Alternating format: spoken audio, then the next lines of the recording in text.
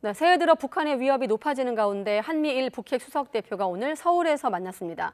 세 나라 북핵 수석 대표는 북한의 높아지는 위협 공세와 또 북러 군사 협력 등에 대한 대응 방안 등을 논의했습니다. 취재 기자 연결하겠습니다. 신현준 기자. 네, 신현준입니다. 네, 한미일 북핵 수석 대표가 만나는 게 3개월 만인데 회동이 마무리됐습니까? 네, 한미일 3국 북핵 수석 대표 협의는 이곳 서울 외교부 청사에서 오늘 오후 3시부터 시작했는데요. 지금도 계속 진행되고 있습니다.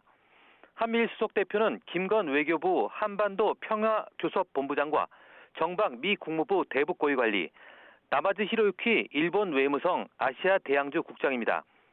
지난해 10월 인도네시아 자카르타 협의 이후 3개월 만에 대면 협의인데 미국 대표만 성김 전 대북 특별대표에서 정박 대북 고위관리로 바뀌었습니다.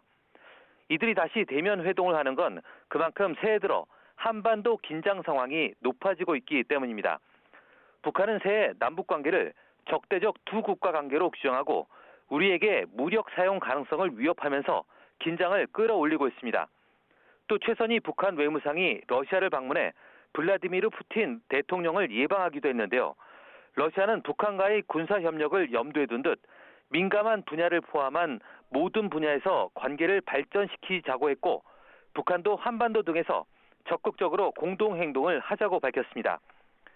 회의에서는 우리 측 김건 본부장은 북한의 계속된 위협과 도발에 대응해 우리는 억제를 강화하고 우리 사이를 교란하려는 어떠한 시도도 단념시킬 것이라고 강조했습니다. 그러면서 북한의 내부 결속을 위해 긴장을 조성하면서 한미에 책임을 전가하고 있다며 스스로 외부 세계로부터 차단하는 쇄국 정책은 스스로를 해치는 결과를 초래할 뿐이라고 지적했습니다.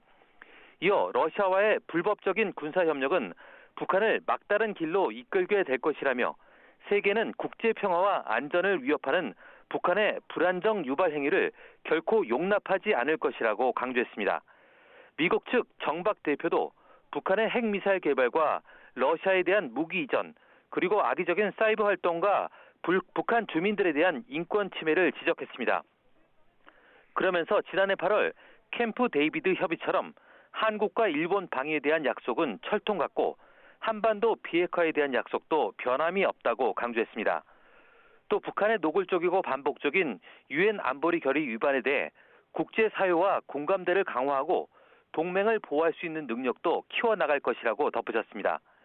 일본 나마즈 대표도 러시아가 북한의 탄도미사일을 우크라이나를 상대로 여러 차례 사용했고 이런 무기 수출의 대가로 러시아가 북한에 제공할 수 있는 것을 면밀하게 관찰할 필요가 있다며 한미일이 굳건히 대응하겠다고 말했습니다. 그러면서 대화의 길도 동시에 열려 있다며 일본인 납치 문제 등을 언급하기도 했습니다. 이어 비공개로 열린 회의에서 한미일은 불법 사이버 활동과 해외 노동자 파견, 해상 환적 등 북한 정권의 핵미사일 자감줄을 차단하기 위한 실질적인 논의를 진행했을 것으로 보입니다.